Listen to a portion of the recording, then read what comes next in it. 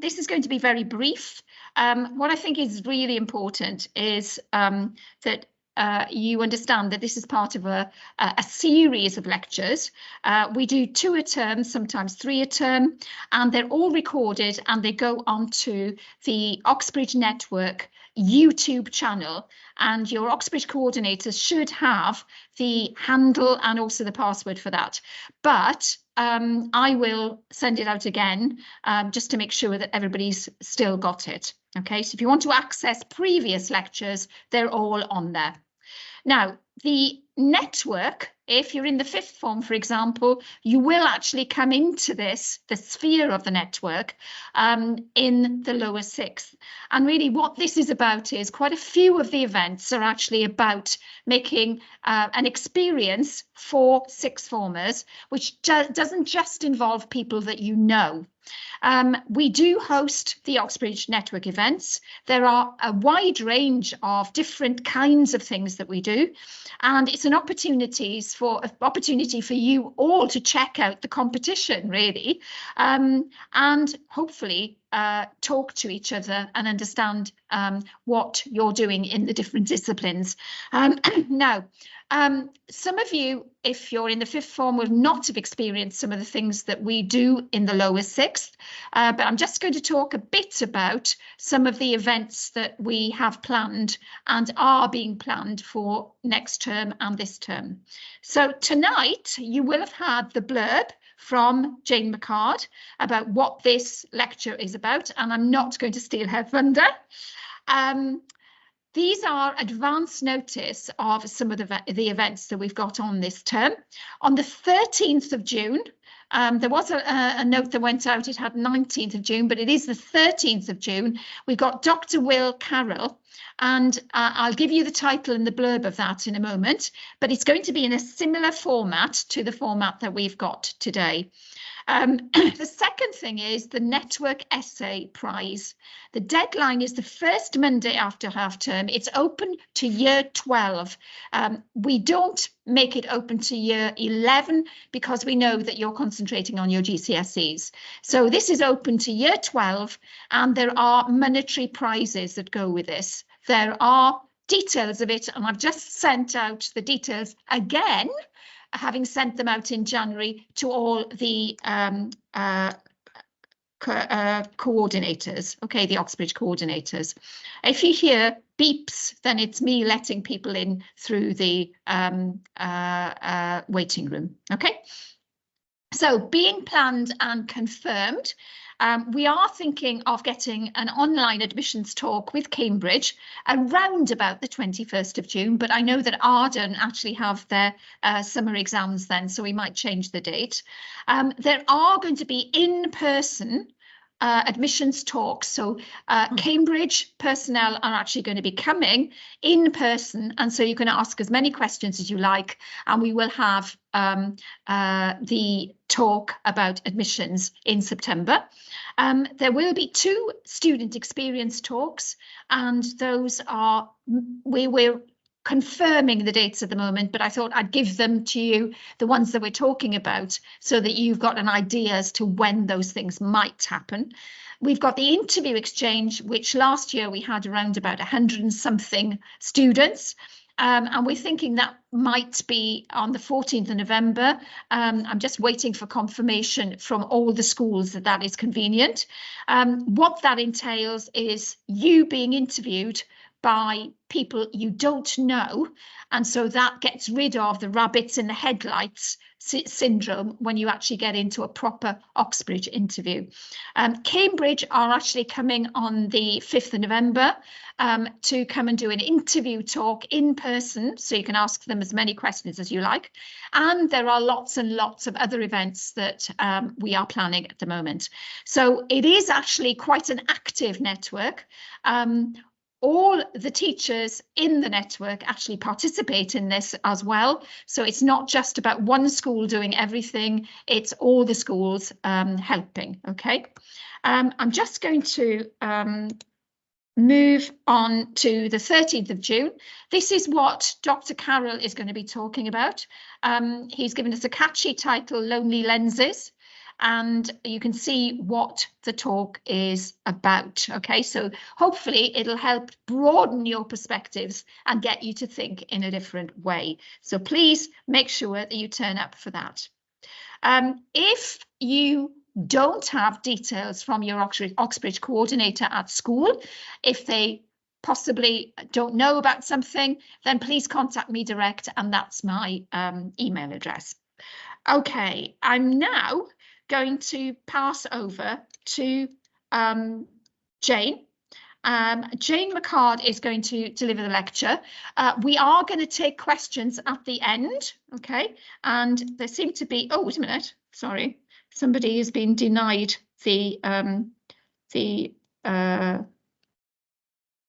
well, I'll give her a ring back in a minute. Okay, so I'm going to pass over to Jane now. So I'll stop sharing my screen. Right. Language and thought is a quite controversial topic, and there's a lot of debate about it. There's debate about it both sort of from a linguistic perspective, and also it's an important topic in psychology as well. I'm going to be talking as a linguist rather than as a psychologist. So I'm going to be kind of talking about the linguistic structures rather than kind of focusing on language and the brain. The second half of this lecture, we are going to be thinking about some quite controversial issues and topics that we might find a little bit upsetting at times. I'm going to try to refrain from putting across any point of view about the topic itself. And we're just going to be kind of focusing on the language and the way that the language works. The title slide here shows it's a Roman marble mask, the mouth of truth. And it's supposed to bite off the hand of anyone who is a liar. So I thought that might be an interesting opening image for the lecture.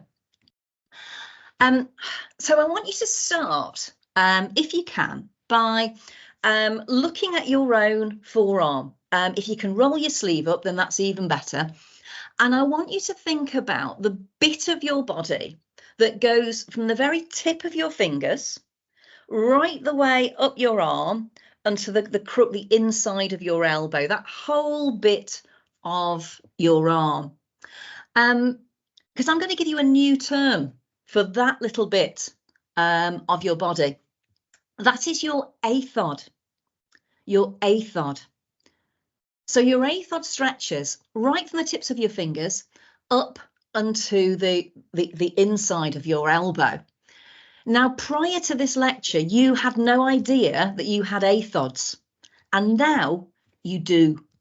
So, for example, after a heavy day working out at the gym, you might think to yourself, gosh, my athods are quite sore. Or you might see somebody, for example, who has intricately tattooed or henna tattooed here, athods. So this is something about the way we categorize ourselves, and we categorize our body.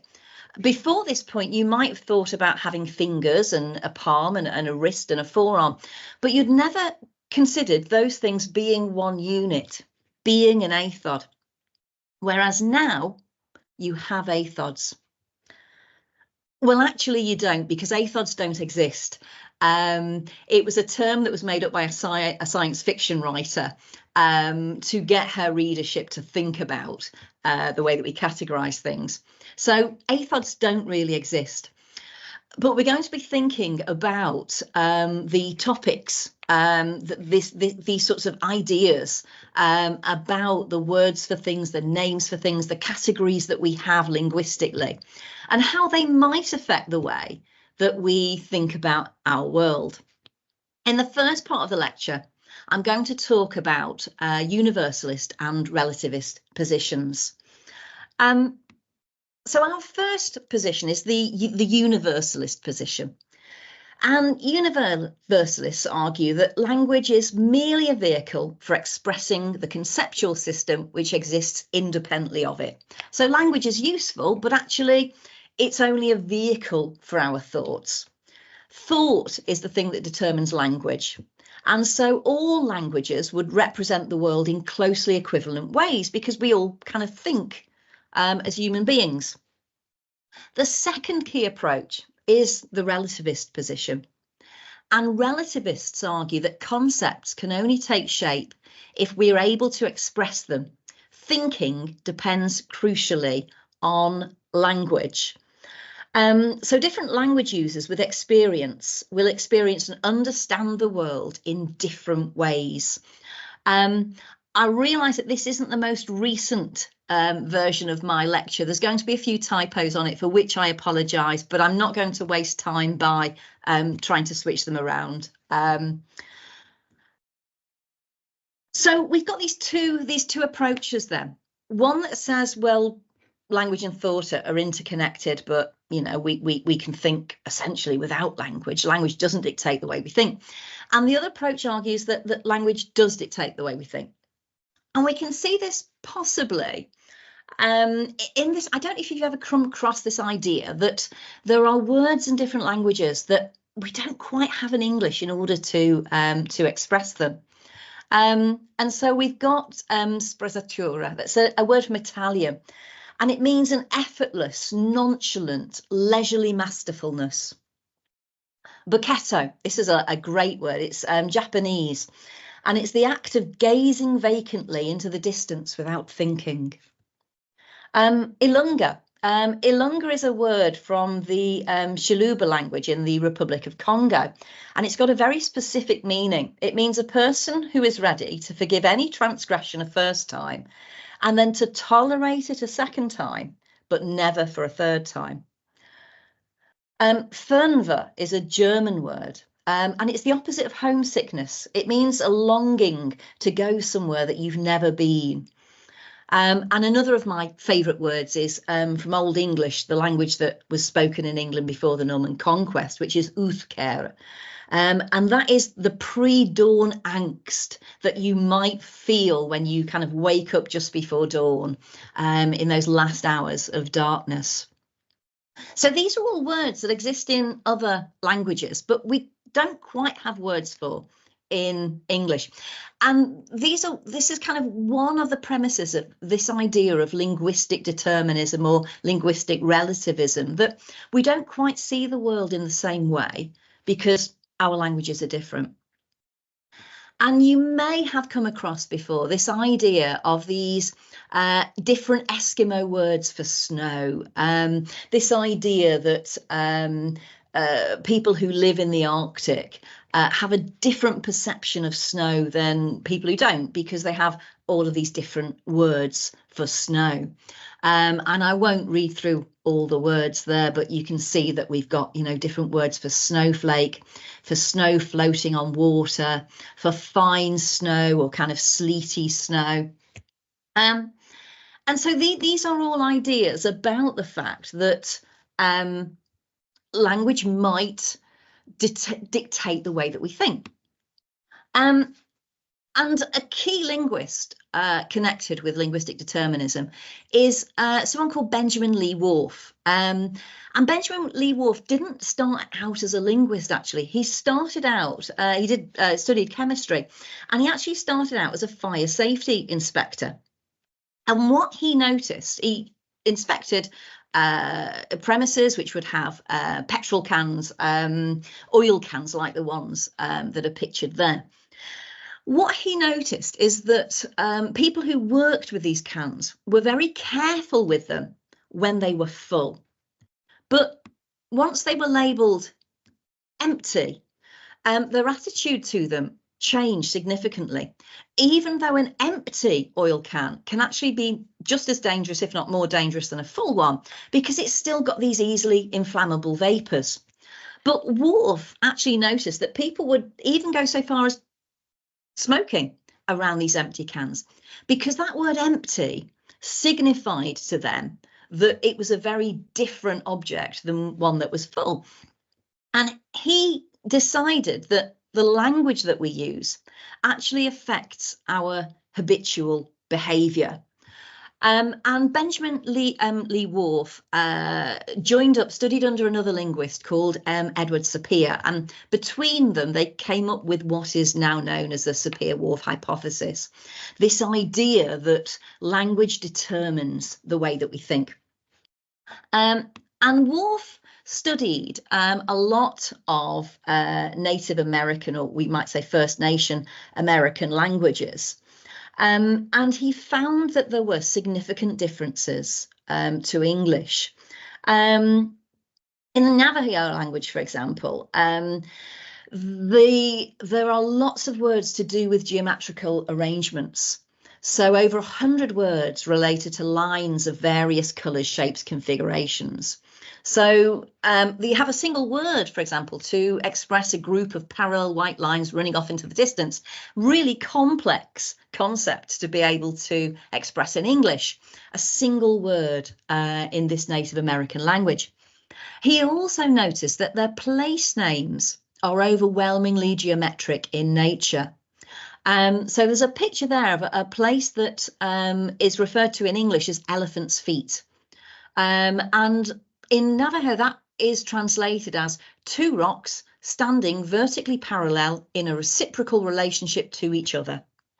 And Whorf noticed that we've got in this language this predisposition to name things using these geometrical arrangements, something that we don't do in English. And actually in English we tend to name things in relation to other things that look like other things. These rocks look like a pair of elephant's feet, so this is the name we're going to give to it. And so Whorf argued that these vocabulary differences were one clear way in which we could see that people were thinking differently about the world. Now, obviously, thinking about sort of American languages, Native American language, quite different in terms of the way that they've evolved. But even languages that are more closely related to each other, so that you've got here the coastline of Britain and France, even languages that are as closely related to each other or as geographically close as English and French, there are a lot of differences.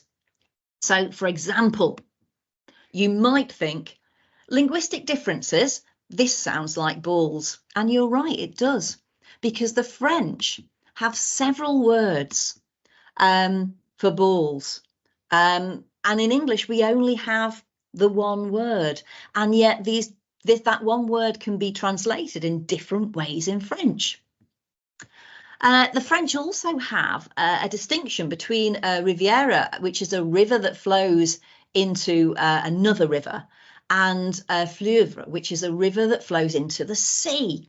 So again, we've got these two terms in French, which in English we can only translate with one word. And these differences between languages, we can see when we try to translate one into another. You may well feel, if you speak more than one language, that occasionally you just don't have the right language to express something in the other language. So to what extent is this relevant in terms of the way that we see the world? Well, Whorf looked at, or linguistic determinists have looked also at colour terms, and they've argued that colour terms really show a different way of looking at the world. English has 11 colour terms. I won't go through them all. But other languages differ. So Russian and Hungarian have 12. Russian distinguishes between two types of blue. Hungarian distinguishes between two types of red. The Hanu language in the Philippines only has 4 colour terms. One for darkness, one for lightness, one for redness, and one for greenness. There's a language spoken in the New Guinea Highlands that only has 2. One term for white and one term for black. And so we could argue here that, well, actually people are perceiving the world in different ways. People don't see colours in the same way because we don't have the same sorts of colour terms. So one of the arguments for linguistic determinism then, or linguistic relativism, is that we see in the vocabulary we use different ways of encoding the world. But it goes further than that, because we're also looking at grammar. And Benjamin Wolfe said that users of markedly different grammars are pointed by their grammars toward different types of observations and different evaluations of externally similar acts of observation. And so they're not equivalent as observers, but they must arrive at somewhat different views of the world. So this idea that the structure of language, the grammar that we have of language, can also affect our view of the world. And to give you kind of an idea about how that works, let's think about the way that we have underlying structures in our language.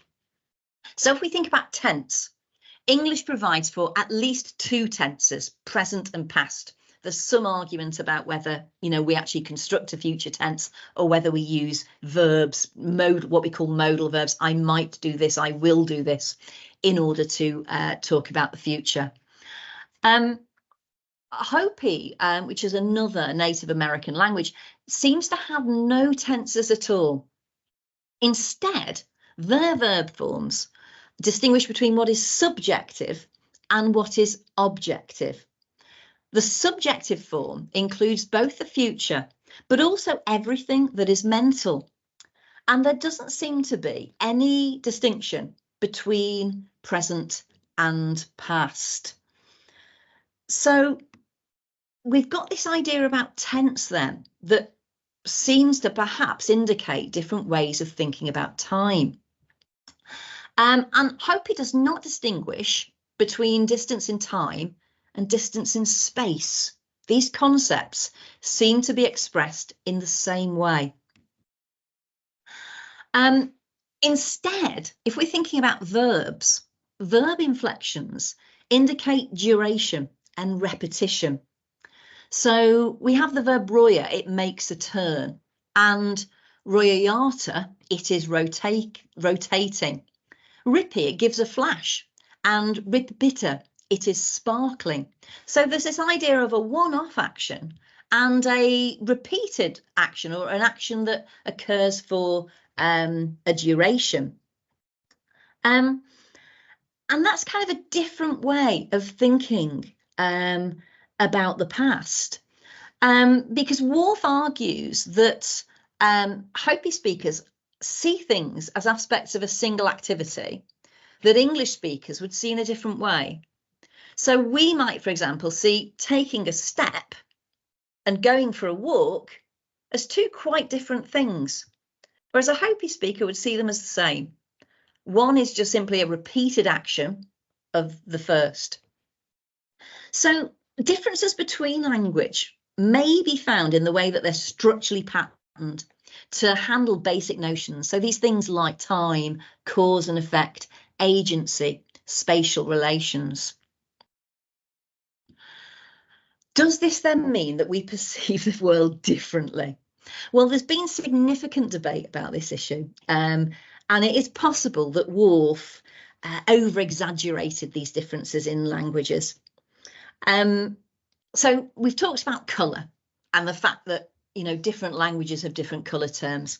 Well, actually, when we look at this a little bit more closely, we can see that colour terms are governed by rigorous universal principles. So Brant Berlin and Paul Kay went back and looked at colour terms, and they found something quite different to what linguistic determinism proposed. What they found is that people agreed on central shades or foci. So if I were to put out different sheets of different colours, and I would say to you, which is the reddest of these reds, which is, really red, you would be able to tell me which the reddest red was. You would be able to tell me what the greenest green was, which was most light green. And what Berlin and Kay found is that no matter how many terms people had for colour, they would agree on these foci. So the foci of the Philippines terms darkness, lightness, redness and greenness matched exactly the English foci terms, black, white, red, green. So although these are different categorizations, people are still seeing colour in the same way. And all language showed the same pattern in the order of selecting foci. So out of perhaps a possible maximum of 11 different foci for colours, the first two that were chosen were always black and white. The third colour that was chosen would be red. The fourth and fifth foci, green or yellow. The sixth, blue, and the seventh, brown. So if you have a system where you only have two colours, you would have black and white. If you had a system where you had four, you would have black, white, and red, and then either green or yellow. And these colours were kind of built up in the same way. So again, we're seeing something universal going on here with colours. Although there are these differences in the way they're being categorised, the thought behind them seems to be the same. And the idea about snow, you know, we can kind of think the same thing there. We can kind of reject this idea about snow in the same way, because actually some languages, so West Greenland Inuit, for example, they only have two words for snow. So this kind of common trope of, you know, different Eskimo languages having lots of different words for snow actually isn't correct. However, it's not quite as simple as that, because time, well, the suggestions there that we might see language differently, because Brigitsky in 2001 looked at how language affects how time is perceived and subsequently thought about. Now in Mandarin, time is perceived as vertical, where up means earlier and down means later. Other languages speak about time in horizontal terms, where the use of before and after are more prevalent.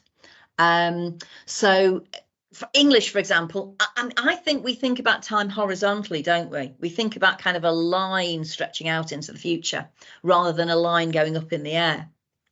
Now, it's not just the way that it is encoded.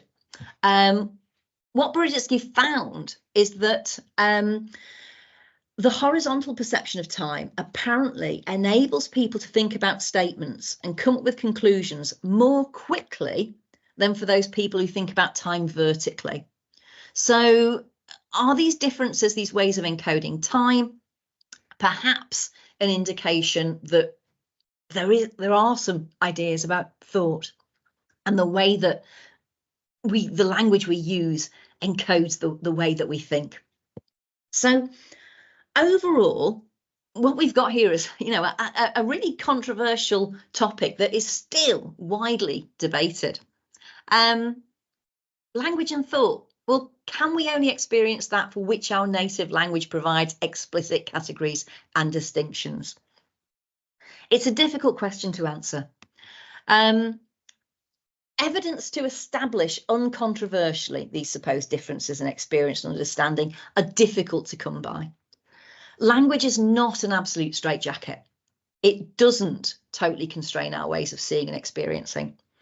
However, language plays a crucial role in shaping the process of representation. It points us towards different types of observation and predisposing certain choices of interpretation. There's no absolutely neutral and disinterested way of apprehending and representing the world. And language always helps to select, arrange, organise, and validate experience, even when we are least conscious of it doing so. So overall, the jury is out on linguistic determinism, and probably, you know, linguistic determinism itself has largely been discredited, but linguistic relativism, that there's something there about the way that thought and language interact. There is evidence out there that the language we use affects the way that we think. And we can actually think about that in terms of our own language and the way that our own language can affect the way that we think about things, the prejudices and biases that can be encoded in language. I'll give you a literary example. You might be familiar with, written by George Orwell, 1984. It was a dystopian novel set in the totalitarian regime of Oceania. And one of the ways in which the population is controlled is through language. If a government can control language, it can also control thought. So Orwell seems to present us in his novel. If there's no word for the concept of freedom, how can a person think about freedom?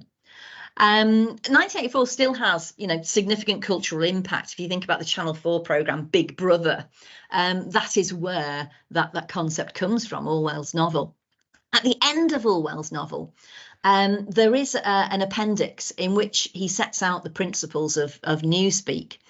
And the appendix reads, the purpose of Newspeak was not only to provide a medium of expression for the worldview and mental habits proper to the devotees of Ingsoc, but to make all other modes of thought impossible. It was intended that when Newspeak had been adopted once and for all, and old speak forgotten, a heretical thought, that is, a thought diverging from the principles of Ingsoc, should be literally unthinkable.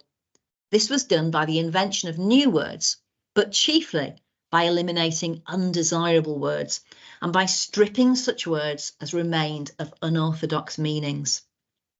The word free still existed in Newspeak, but it could only be used in such statements as this dog is free from lice or this field is free from weeds. It could not be used in its old sense of politically free or intellectually free, since political and intellectual freedom no longer existed even as concepts and were therefore of necessity nameless. Newspeak was designed not to extend, but to diminish the range of thought. So there's an example of linguistic determinism in literature, this idea that we can limit someone's thoughts by limiting their language, and it's quite a chilling thought, really. Is that done in the real world? Well, we can look at evidence that suggests that, the language that we are exposed to does manipulate our response to it. And I'm going to now talk about some examples of that. The language of warfare is one where we can see this happening quite a lot. So if we think about terms that are commonly used in warfare, the first one we talk about is defence. A government will talk about a defence budget rather than a military budget, because defence is a better word than war or military or even attack. So it's a way of making us think about something in perhaps a slightly more acceptable way. Our weapons and the words that we use to name weapons are also significant. We have weapons or planes, the Trident missile. The Vulcan is a bomber plane. Titan is another missile. And if we think about, what these words mean, well, a trident is a three-pronged spear and associated with Poseidon, the god of the sea, used for the protection of the sea realms. Vulcan was the god of fire, and Titans were the pre-Olympian gods. So we've got these mythological status being expressed here about weapons, which is possibly a more acceptable way of thinking about them than the realities of what they do. We talk about collateral damage, which is a nice, clean phrase for the killing of innocent civilians, usually. You may have heard of enhanced interrogation techniques. Again, it sounds quite scientific. These techniques involve things like sleep deprivation, environmental control, such as loud music, lights, stress position, controlled fear, so having dogs, barking at your face. And you've probably heard of waterboarding, in which the detainee is bound to a declined board, so the feet are raised and the head is slightly below the feet. A cloth is placed over your face and then water's placed over the cloth, and you essentially feel like you're drowning. And this is a way to essentially get detainees or prisoners, whichever word you prefer, to talk. I mean, some of these sound to me like actually they're not far from torture, are they? Would torture be a better word to describe them? But enhanced interrogation techniques make them sound much more effective and much more acceptable. A preemptive strike, that's actually attacking someone else before they attack you. And if we're talking about the depopulation of an area, then that essentially means getting rid of people from an area. And there are a number of ways you can get rid of people from an area. You can either force them to leave in some way, or you can kill them. And so language that is used in the lexicon of war, if we think about these terms that are being used to, you know, describe these things that, you know, I'm sure no matter what our political views, we all feel that, you know, war is a terrible thing. They're there to sanitize war, to make it more acceptable to us. So again, we can see perhaps words trying to affect our thoughts. We can also see that going on in grammar as well. Transitivity, it's slightly complicated concept, but it's essentially this idea of who is doing who to what. Okay, a transitive verb is one that takes an object. That means that you do it to someone or someone else. And in the first sentence here, the police officer arrested the protester yesterday. We can see that the thing being done is arresting. That's the verb. The police officer is doing the arresting. So the police officer is the subject. And the protester is being arrested. So they are the object. The police officer is doing something to the protester.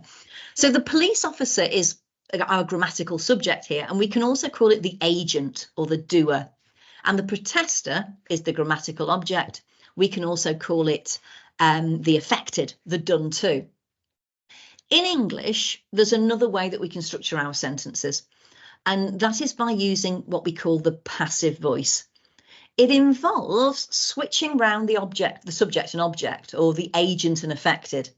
So the affected goes to the front of the sentence and essentially becomes the subject, and the agent goes to the end of the subject. Goes to the end of the sentence, and we change the verb form slightly, so you can see that we've moved from arrested to was arrested. So now we've got the person being arrested at the front of the sentence, the protester. We've got the verb was, and then we've got by the police officer yesterday. Now, with the use of the passive voice, we can also get rid of that agent, the passive agent. So we can say the protester was arrested yesterday, and we don't need to say by whom. We tend to use the passive voice either when the subject is obvious, you know, who arrests people? Well, the police. Who sentences people to prison? Well, a judge. Or where we want to focus our attention on the object, the grammatical object of the sentence. So if we wanted to focus more on the protester rather than the police, we might also use the passive voice. But this grammatical way of structuring things can also influence the way that we respond. So I've got here two headlines from 1975. The first headline reads, "Rioting blacks shot dead by police as ANC leaders meet." 11 Africans were shot dead and 15 wounded when Rhodesian police opened fire on a rioting crowd of about 2,000 in the African Highfield township of Salisbury this afternoon. The second headline reads, "Police shoot 11 dead in Salisbury riot." Riot police shot and killed 11 African demonstrators and wounded 15 others here today in the Highfield African township on the outskirts of Salisbury. Now, clearly, first of all, there's some differences in vocabulary here. The first headline refers to blacks, which, you know, is a term that we wouldn't use now to refer to black people. It would now be regarded as racist, because, you know, this is a newspaper from 50 years ago. And note also the way that these people are described as rioting. That's different to the second news story, which refers to African demonstrators. So here we've got demonstrators rather than rioters. So we can see the vocabulary is being used in a different way. But we can also see that the structure of these headlines are different. The second one perhaps puts more agency on the police. Their role in the deaths of the protesters is made perhaps clearer, whereas our focus in the first headline is on the people who are rioting. So does the first headline make these deaths seem more justified? You could argue that it does. And work has been done. Linguists have looked at the way that news is reported. And I'll give you another example, which is slightly more recent, the Paris riots of 2017. And again, what we can see here is the structuring of sentences to focuses on particular things and to describe the police and the rioters in different ways. What we can see with these headlines is that where the police are in the agent position, where they're at the beginning of the sentence, they're doing the action, it's connected to being victims of an attack. So scores of police hurt, up to 30 police officers were injured, more than 70 French police were injured. So we can see them actually not doing things, they're having things done to them. So they're at the front of the sentence, but they haven't got agency, they're not doing things. Whereas the rioters tend to be referred to as the grammatical subject at the beginning of a sentence. So the rioters are doing things. So this perhaps creates a way of describing the Paris riots in which the rioters are doing things and the police are the respondents, essentially, of those actions. Now, we could argue that the passive voice can be used to reduce agency, to reduce responsibility for particular actions. It's an interesting linguistic feature to look out for, thinking about who's being put at the beginning of a sentence in the doing position. Where are people being put at the front of the sentence when something is being done to them? And does that affect the way that we respond to people? I'm going to just tell you a very quick story. And again, this is about representation. A father's driving to work and he sees there's an accident at the side of the road, a motorbike accident. He realizes that this is his son who has been involved in this accident. And the ambulance is already in attendance. The father follows his son in the ambulance to hospital. When the son arrives at hospital, it becomes clear that he's quite seriously injured and he needs to go in for emergency surgery. He's taken into the operating theatre. And when the surgeon comes into the operating theatre, the surgeon looks at this young man on the table and says, "I don't think I can do this operation. That's my son." Now, often when you tell this story, people get a little bit confused because they know that the father has already seen the young man on his motorbike, has seen the scene of the accident. And we know that the father has followed the young man to the hospital. So people are often quite surprised as to who the surgeon is who says it's my son, because it can't be the father, because the father already knows. And actually it's the mother. But our kind of mental concept of a surgeon is male. Try telling that story to particularly your parents. I'm finding that my students now get this quicker and quicker. And actually my second year, so I told this story to a couple of weeks back, they didn't even hesitate. They said, well, clearly it's the mother. So again, I think that's a social change. But gender is one of the areas in which we can see these different representations in language. And I'm going to show you some word pairs.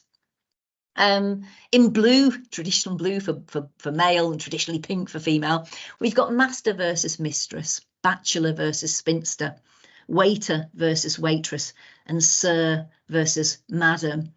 And although these are supposed to be equivalent terms, we might argue that they're not actually equivalent. If you think about what a master is, you know, a master, we talk about being masterly, you know, that means kind of in control, doesn't it? Or being a master of your craft, being, you know, really experienced. Mistress doesn't quite mean the same, does it? You know, one of the key meanings of mistress is someone a married man's having a relationship with, doesn't it? Bachelor and spinster, again, they're supposed to be equal terms, but actually if we think about being a bachelor, sounds quite positive, you know, living in your bachelor pad. Perhaps you've got a fast car, you're not ready to settle down yet. Spinster sounds a little bit sad, sounds like you've been, you know, left on the shelf. A waiter and waitress, again, are they exactly the same, or do we associate a waiter more with a classy restaurant and a waitress more with the local cafe? And sir and madam, well, sir, a term of respect. You may call your teacher sir. Certainly you would have called your teacher sir at school. Madam, yes, it can be used as a term of respect. But there are other connotations to that word madam as well. So for example, if, you know, someone, a young girl is misbehaving, we might say that she's a right little madam. So here we've got words that, although, you know, denotationally, they're supposed to mean the same thing. When we think about their connotations, when we think about their associations, they mean quite different things. And this takes us on to the idea of binary oppositions. Binary oppositions refer to the ways that concepts are understood in relation to their opposites. So very often we kind of think of things in pairs. Good doesn't really make any sense unless you compare it with evil, truth and falsehood, presence and absence, speech and writing. We have a lot of these pairs in language. And it was the linguist Saussure who first thought about these binary oppositions. And he said they're the means by which the units of language have value or meaning. Each unit is defined against what it is not. So we've got this kind of relationship that helps us understand the world. The anthropologist Claude Levi-Strauss argued that binary oppositions play a foundational role in human thought and culture. They form the basic structure of all human cultures and underlie all human ways of thought. So far, so good. We understand things in pairs. But the philosopher Derrida looked at these binary oppositions and he argued that they're not neutral.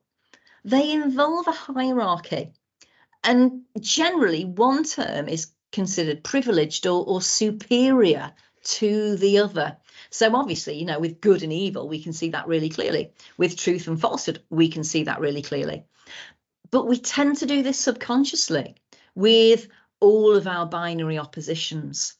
So if we're thinking about, I gave you these terms with gender, but you may well be able to think of other binary oppositions as well.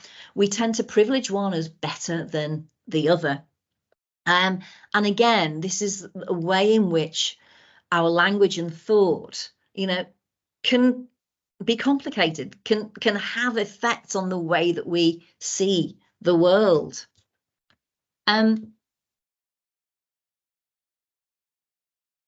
Thinking a little bit more about gender, I don't know if you've noticed the way that women tend to be described in newspaper headlines. I've got some examples here. I won't read through them all, but you know, you can see these words very commonly in newspapers. I mean, the most common word in newspaper stories about women is man, which is interesting in itself.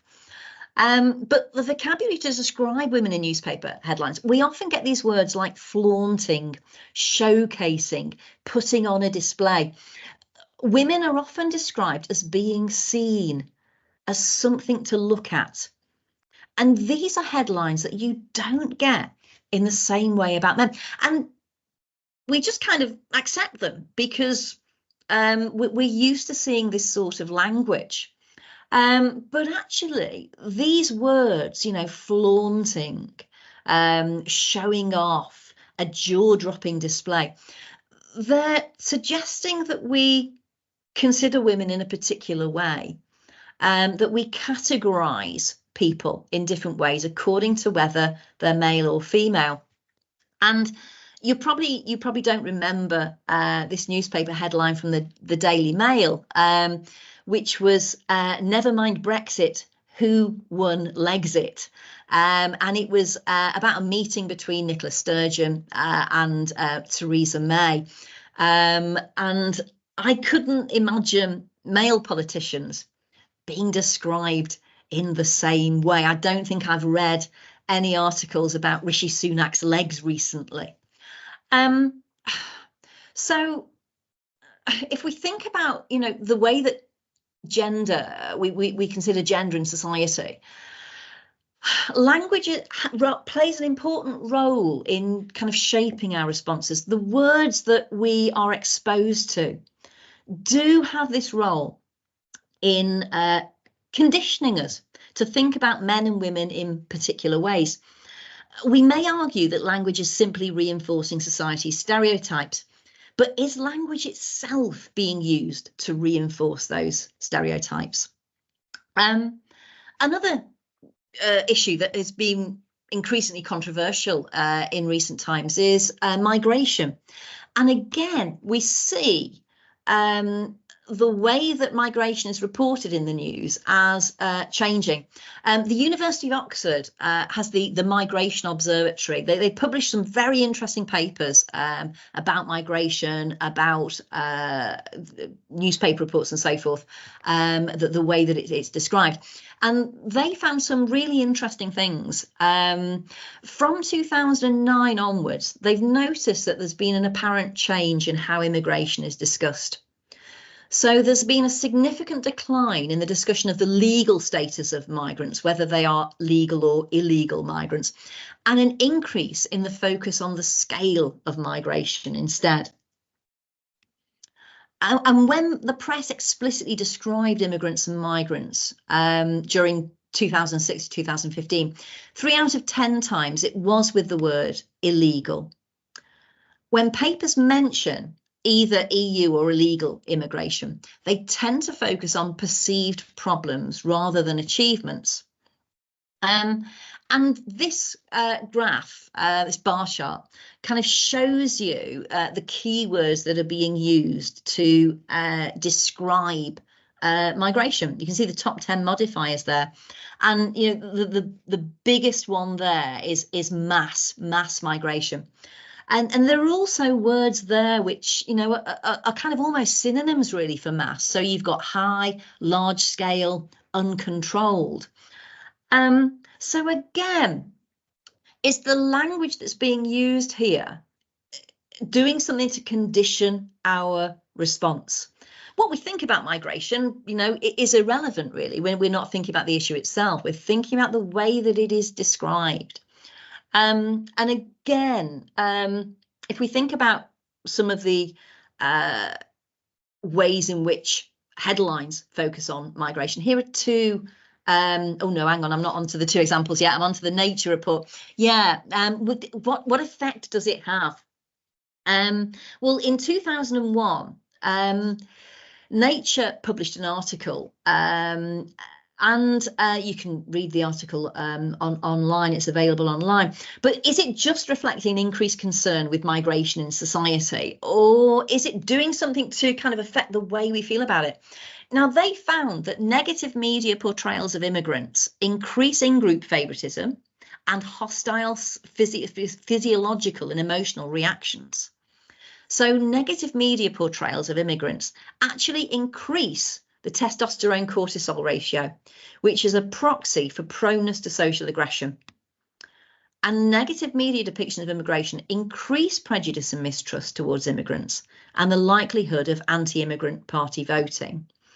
Conversely, individuals exposed to news about immigration with politically correct language tend to support less restrictive immigration and border security policies. Again, this is a little complicated because there's a thing called confirmation bias. We tend to read things in the press that we agree with. So if you have left-wing views, you're likely to read The Guardian, and that will kind of reinforce your ideas. If you have more right-wing views, then you might read perhaps the Daily Mail, and that is going to respond to your views as well. And we tend to read things that confirm our own biases.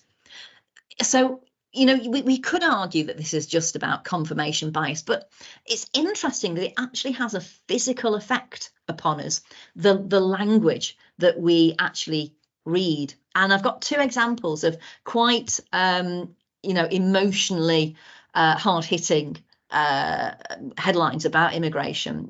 One from the Daily Mail. David Cameron, when he was Prime Minister, referred to the swarm of immigrants. I mean, swarm is a term that you would usually use about insects, for example, locusts or, wasps or something like that. And there's an article headline here from the Daily Express talking about an invasion of migrants. Again, you've got the language here of war, haven't you?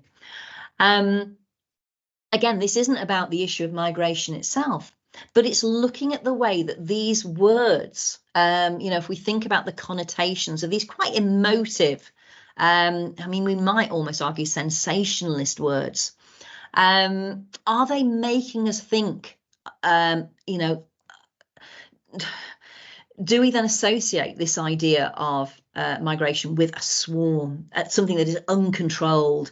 That idea of an invasion, the language of warfare that's being used here to, make us think about this issue in a particular way. The third kind of controversial topic, and the way that language is reflected in that I want to just sort of finish off really this evening, is about transgender issues. Again, it's a topic that has been increasingly reported on in the news. This is the results from research by a charity, Mermaids, in 2019, who looked at newspaper coverage on trans issues. And they found that the ways in which transgender people are reported on has changed in the last sort of 10 years or so. So the first thing they found is that trans people are described as having a propensity to be offended or be involved in conflicts or trouble in 586 cases in 2018 to 2019, where it was only 8 times in 2012. They're described in the context of being demanding or aggressive 334 times in 2018 to 19, compared to only 5 times in 2012. And they're described in the context of crime, either as criminals or victims, 608 times in 2018 to 2019, as opposed to 3 times in 2012.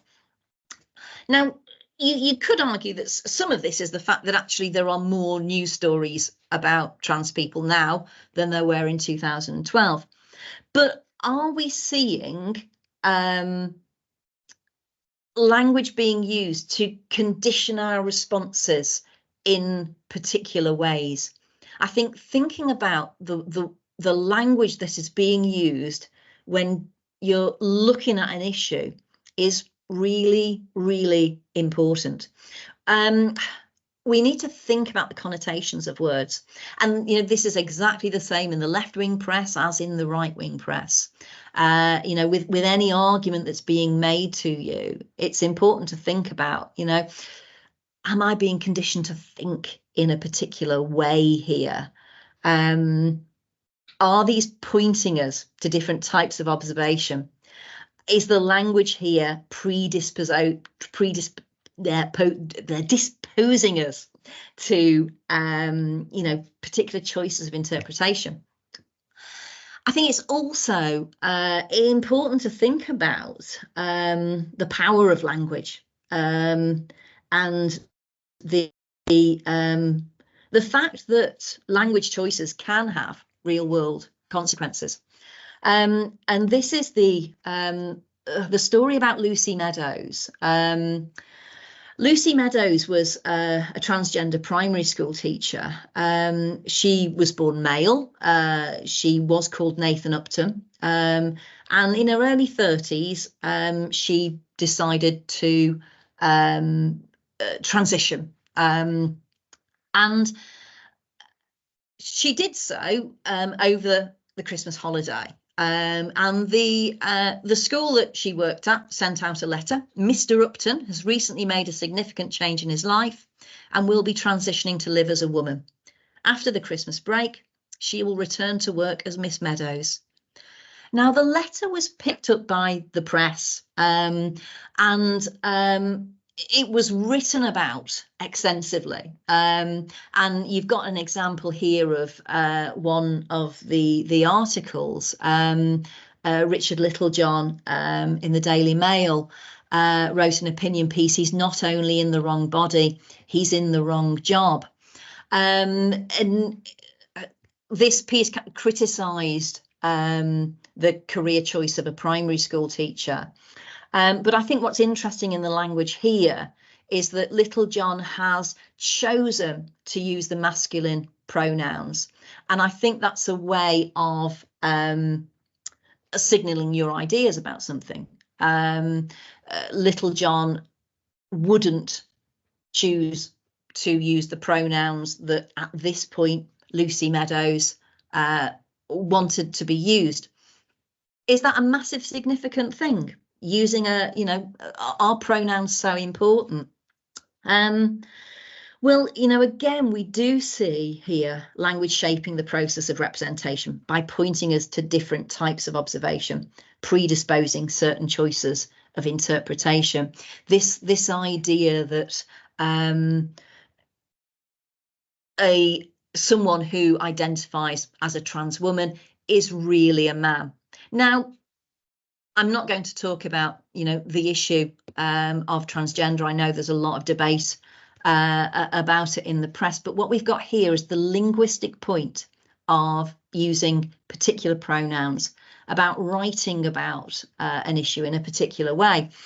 And it does have a real life effect, because Lucy Meadows died by suicide in 2013. 3 months after this very public transition. And the coroner criticised the sensational and salacious press coverage, and accused various newspapers of ridicule and humiliation and character assassination. And so I think the last point to make here is that, language does have an effect on the way that we view the world. Language can manipulate us to think in certain ways, but language can also have a incredibly significant effect on us as individuals. And I think that's something that we need to be aware of. Language can affect the way that we think, and language, makes us respond in particular ways. So in terms of conclusions then, well, the theory that language determines thought, linguistic determinism, has largely been discredited. We don't think about the world in entirely different ways because we speak different languages. But there is more evidence for linguistic relativism, that languages influence how we think and interact with the world. There is an idea there. And, we can see this idea. We can see it in binary oppositions, in lexical choices, and the ways in which we can structure language to foreground or disguise agency. So we need to be aware, as linguistic consumers, we are all consumers of language. we need to be aware about the effects of these choices. This is something that we need to kind of scrutinise, to be aware of, to think about the way that things are being represented in language. I'm going to leave you with two quotations from George Orwell. A lot of the ideas that we've been talking about in the second half of the lecture are perhaps connected to the wider debate on freedom of speech. I think we all agree that freedom of speech is a fundamental human right. But I think we need to also be aware of the responsibilities that come with that freedom and understand the ways in which language can be used to manipulate us.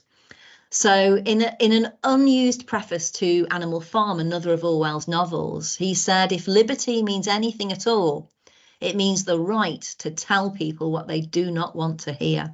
And I think that's a really important point. In Politics in the English Language, Orwell tells us that if thought corrupts language, language can also corrupt thought. The invasion of one's mind by ready-made phrases can only be prevented if one is constantly on guard against them, and every such phrase anaesthetises a portion of one's brain. And I think so, to finish, as Orwell tells us, be on guard. Well, thank you very much, actually, Jane, for a really interesting and thought-provoking talk. It really makes us think about the responsibility of the media as well, actually, in all its forms. If you listen to Radio 4, if you look at the news, or if you've got it on your phone, or you read the newspapers, you know, language is so important. And thinking about what is the agenda of some of these people, and some of you who have been listening might even be our future editors of newspapers or social media. So this is really very important to think about. Now, has anybody got any questions? Because that was absolutely fascinating.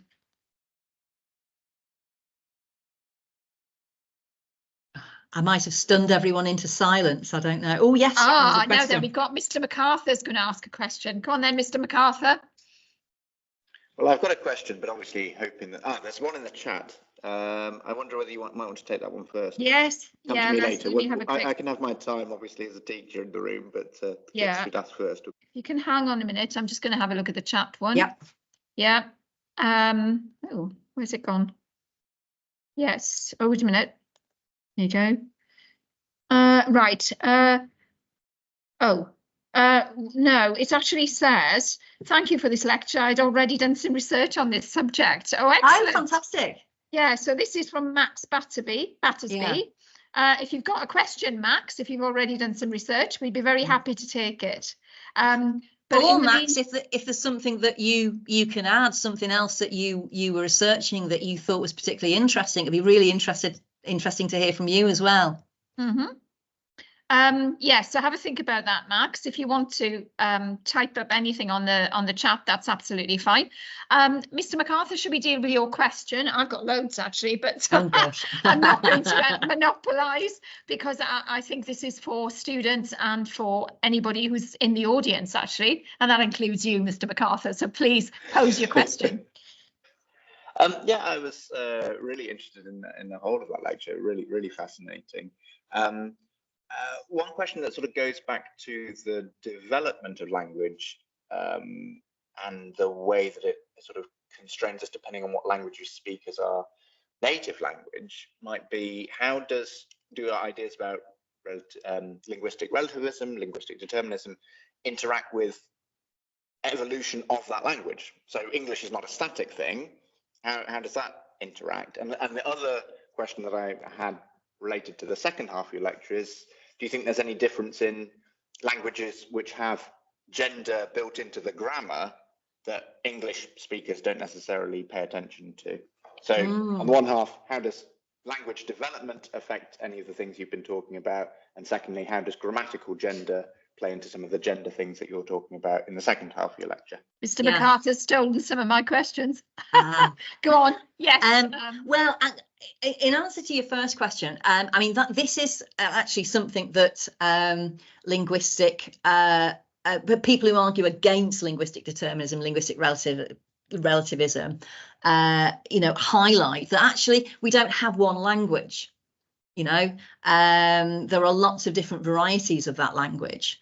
So, with English, for example, obviously we've got, standard English, you've got different levels of formality within standard English. You've got dialects, you've got sociolect, so dialect predominantly to do with geographical region.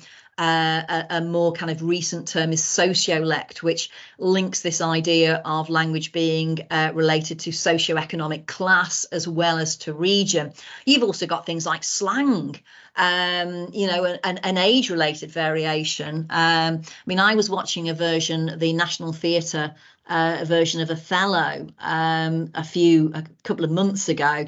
That was live streamed, or rather it was a recording that they then played on YouTube. And it was fascinating watching sixth formers talking to each other about the play. I couldn't understand a word that they said, it was marvellous.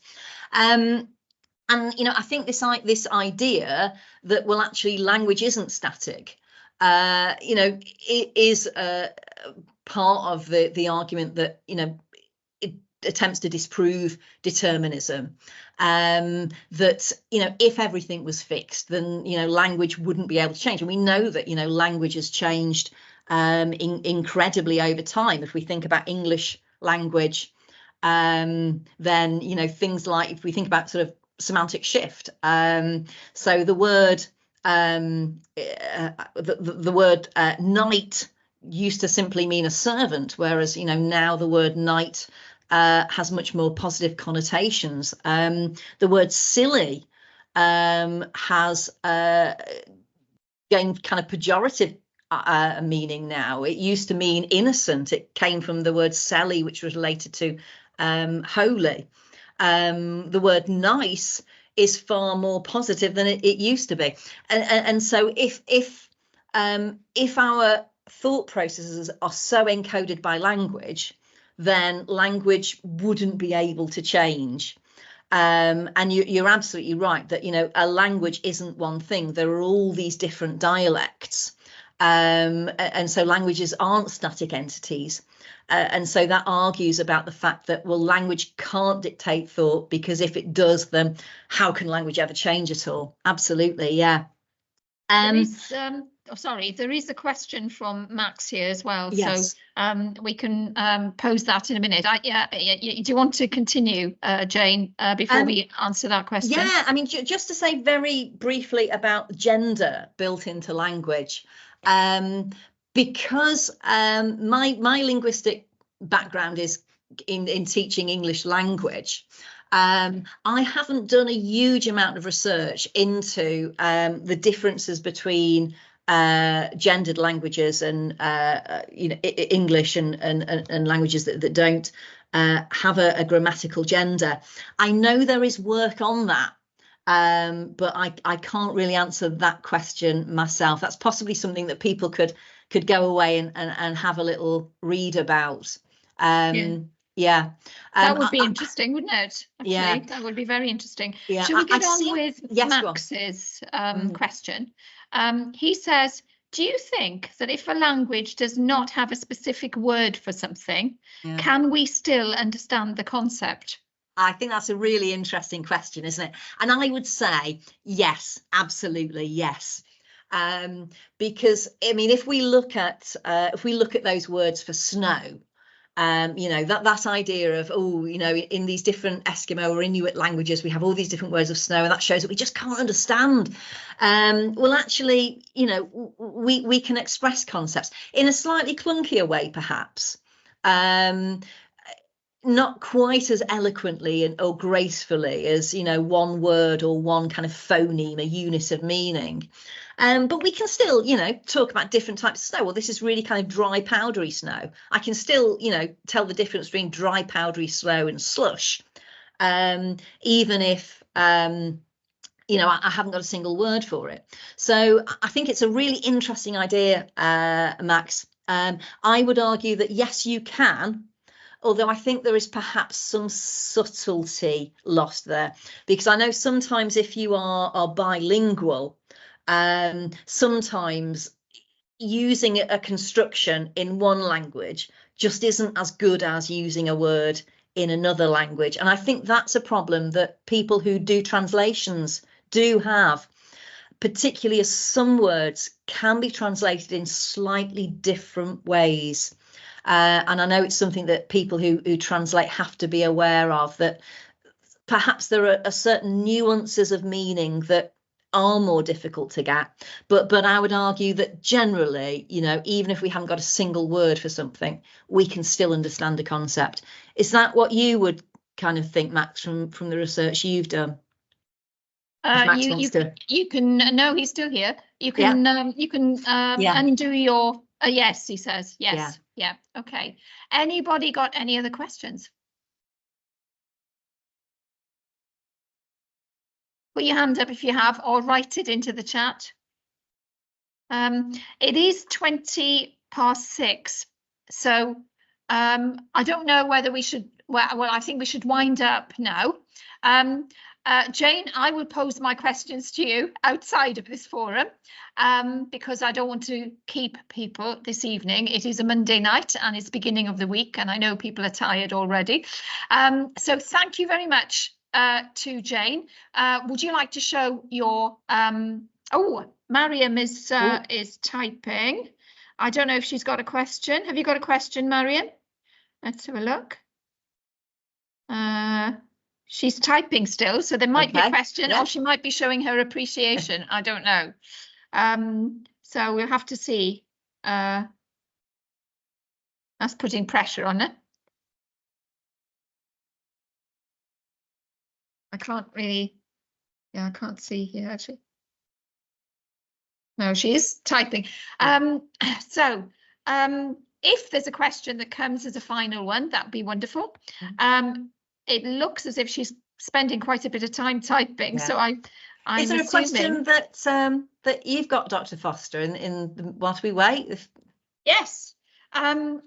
I'm just going to look through my notes. You answered the question about, do you believe that we see this kind of oh, wait a minute. Mariam has just said something. I just wanted to say thank you. This was very interesting to listen to. I had some of the same ideas about grammar and gender in different languages, because I'm studying A-level French at the moment. But no questions though. Yeah. Max is saying yes, thanks from me too, actually.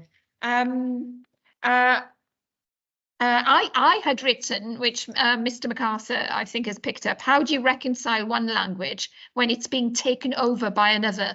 And specifically, what I meant by that was, you know, American English is actually one of the languages that seems to be taking over, particularly in relation to minority languages. Actually, there seems to be Pidgin Welsh, Pidgin Hindi, Pidgin, all of those, because American English is actually taking over. And how does that actually affect how it descends on a particular person in that kind of culture? Oh my word. I mean, I think, again, the idea of sort of linguistic borrowing has gone on for a very, very long time. We've always stolen words from other languages. And English particularly is famous for doing that. So, you know, a lot of our words come from other languages. So shampoo, for example, comes from Hindi. I'm going to not be able to think of any more examples off the top of my head. I know in Welsh we've got pont, which yes, we've got, you know, probably a Latin origin for it is, for yes, that it's word. from a Latin so, word, yeah.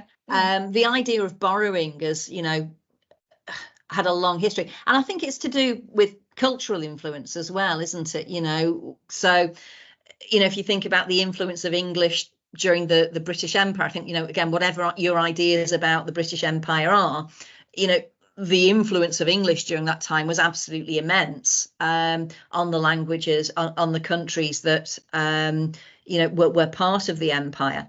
And so I think, you know, where English was kind of exported into other countries then, I think you've got American phrases, you know, being exported now because of its cultural significance. So I think there's an issue there of cultural importance as well as language as well. Yeah. Mm-hmm. Okay, now it looks as if various people have decided that the time has come to retire this evening. So thanks very much to you, Jane. It was absolutely fascinating, as I said, and look forward to the next network lecture, which is on the 13th of June. Would you like to show your appreciation? I can see Bonnie's actually giving you a clap. Yes, I can see the little hands clapping. Yes, yeah. Thank you very much indeed. Thank you. Thank Bye, you. everybody.